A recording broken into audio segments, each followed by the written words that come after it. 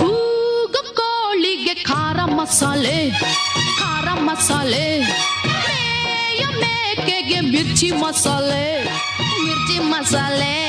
ತುಂಡು ಇದ್ದರೆ ಗುಂಡು ಒಳಗೆ ಹೋಗೋದು, ಗುಂಡು ಇದ್ದರೆ ತುಂಡು ನಾಲ್ಗೆ ಹತ್ತೋದು.